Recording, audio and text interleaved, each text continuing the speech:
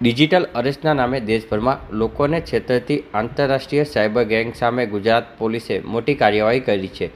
Gujarat cyber centre of એક્સલન્સની gang દ્વારા નાણાકીય વહીવટદારને આસામના બારપેટામાંથી ઝડપી પાડ્યો છે. પોલીસ તપાસમાં આરોપીએ દેશભરના 1090 સાયબર ગુનાઓમાં 10,071 કરોડથી વધુ રૂપિયાના નાણાકીય વહીવટ સાથે સંડોવણી સામે આવી છે.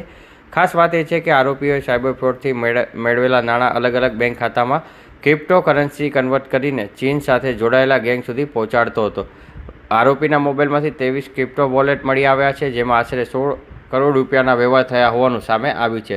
એજન્સીઓની નજરથી બચવા માટે 1 કલાકમાં દેશભરમાં 1754 બેંક ખાતામાં નાણાંનું સ્વિફ્ટલી ટ્રાન્સફર કરવામાં આવ્યું હતું. એક સિનિયર સિટીઝનની ડિજિટલ અરેસ્ટની તપાસ દરમિયાન સમગ્ર નેટવર્કની કડી મળી હતી. તપાસને આગળ વધારતા એક સાથે ચાલી રહેલા 10 જેટલા ડિજિટલ અરેસ્ટના કેસ પણ અટકાવવામાં આવ્યા હતા. આ અંગેની માહિતી સાયબર સેન્ટર ઓફ એક્સલન્સની ટીમે 17 ઓગસ્ટના સાંજે 4:30 વાગે ગાંધીનગર ખાતેથી આપી હતી, જેના એસપી વિવેક ભેડા દ્વારા આ અંગેની વિગતવાર માહિતી આપવામાં આવી હતી. રિસ્પેક્ટેડ ડીજીપી અને HOPF Shri Gyanendra Malik sir, respected IGP Shri Bipin Ahire sir દ્વારા તમામ પ્રકારના સાયબર ક્રાઇમના પ્રિવેન્શન, ડિટેક્શન, ઇન્વેસ્ટિગેશન અને રિકવરી માટે સૂચના અને માર્ગદર્શન મળતું રહે છે. આવા જ એક પ્રકારના સાયબર ક્રાઇમ એટલે કે ડિજિટલ અરેસ્ટ, તેના પ્રિવેન્શન, ઇન્વેસ્ટિગેશન, ડિટેક્શન તેમજ રિકવરીનો એક કિસ્સો સામે આવેલો છે. આ કિસ્સો ઇન્ટરેસ્ટિંગ એ રીતે છે કે કિસ્સામાં સૌપ્રથમ અમારી પાસે એક વિક્ટિમ છે એ આવેલા હતા અને તેમની સાથે ડિજિટલ અરેસ્ટ થયેલું હતું. આ વિક્ટિમ એ બાબતે અજાણ હતા કે રિયલમાં આ ડિજિટલ અરેસ્ટ છે કે સામેવાળા સાચા પોલીસ છે. તો તેનું ટેકનિકલ એનાલિસિસ કરવામાં આવ્યું, જોવામાં આવ્યું કે સામે જે પ્રિટેક્સમાં કરતા હતા કે નાસિકના પોલીસ છે અને સુપ્રીમ કોર્ટનો સમન્સ આપતા હતા, તેના આધારે એ ખબર પડી અમોને કે આજે એ રિયલમાં ડિજિટલ અરેસ્ટ કરવામાં આવેલું છે અને સામે કોઈ ફ્રોડ પોલીસ છે. એના આધારે આરોપી જે આ વિક્ટિમ છે તેને અમે ખાસ કરીને કાઉન્સેલિંગ કરવામાં આવ્યું કે તમે આની સાથે કમ્યુનિકેશન ચાલુ રાખો.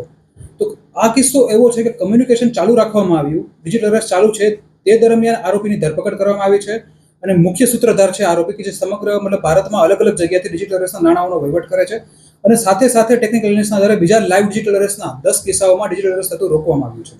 તો કિસ્સામાં કઈ રીતે થયેલું, પહેલા આ એક માણસ અમારી પાસે આવ્યા, તેમણે લાઈવ આ પ્રકારે ડિજિટલ અરેસ્ટ ચાલુ રાખ્યું, પરંતુ પૈસા ટ્રાન્સફર કરાવ્યા ન હતા. તેઓ અમારા સુપરવિઝનમાં હતા.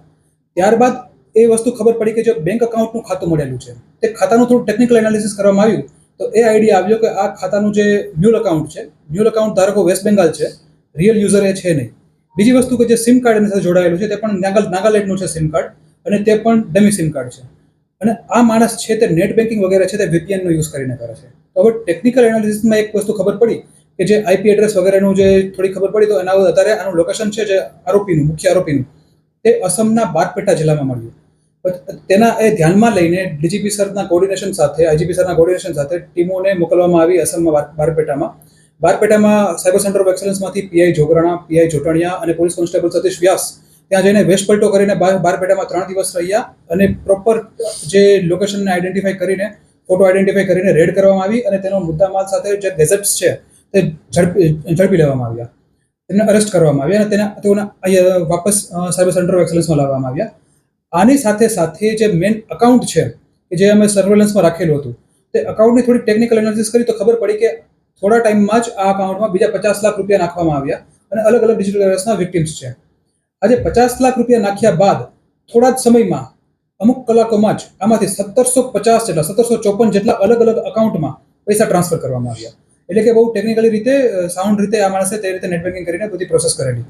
પૈસા ટ્રાન્સફર તો કર્યા જ, પરંતુ આ ગેઝેટ્સમાંથી બીજી વસ્તુ જોવામાં આવી તો ખબર પડી કે 23 જેટલા ક્રિપ્ટો વોલેટ મળેલા છે. 23 જેટલા ક્રિપ્ટો વોલેટની ટોટલ ધનરાશિ જોવામાં આવી તો જે 16 કરોડ રૂપિયાના ટ્રાન્ઝેક્શન કરેલા છે આ આરોપીએ. 16 કરોડના તો ટ્રાન્ઝેક્શન કરેલા જ છે, પણ વધુમાં જેટલા અકાઉન્ટ્સ મળેલા છે એની અમે એનાલિસિસ કર્યું તો ખબર પડી કે તેનું ટોટલ મેગ્નિટ્યુડ છે એ 1071 કરોડ રૂપિયા, 1071 કરોડ રૂપીસનું સાયબર ફ્રોડ આચરેલું છે. અને સાયબર ફ્રોડના કુલ ગુના છે 1090 ગુના સમગ્ર ભારતમાં. તો આટલા ગુનાનું જે મોનિટરિંગ કરવામાં આવ્યું, સર્વેલન્સ કરવામાં આવ્યું, તે આ એક પર્ટિક્યુલર માણસ દ્વારા કરવામાં આવ્યું અને પૂર્વ બેંકનું ટ્રાન્ઝેક્શન કરવામાં આવ્યું હતું. વધુમાં જે ક્રિપ્ટોના એના વોલેટ્સ મળેલા છે તેની સાથે એના કોઈ ચાઇનીઝ બોસ છે, ચાઇનીઝ મેડમ કરીને તેનો કોન્ટેક્ટ આવ્યો હતો અને તેની સાથે ડાયરેક્ટ કોન્ટેક્ટમાં છે અને પ્રોપર કઈ રીતે કયા અકાઉન્ટમાં કયા વોલેટમાં પૈસા નાખવા તેની આપ લે કરવામાં આવતી હતી.